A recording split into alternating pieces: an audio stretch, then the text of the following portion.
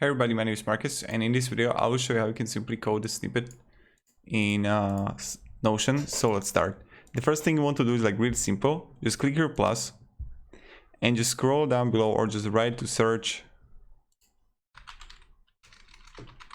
code, and you're gonna see here your capture code snippet. And here you just want to write a code. You can choose also like the language that you want to choose. It's like really cool, and I mean Notion is an amazing platform. And you just write here what you want, and you can simply copy the clipboard or duplicate it or move it. What I recommend, like what I would do is this.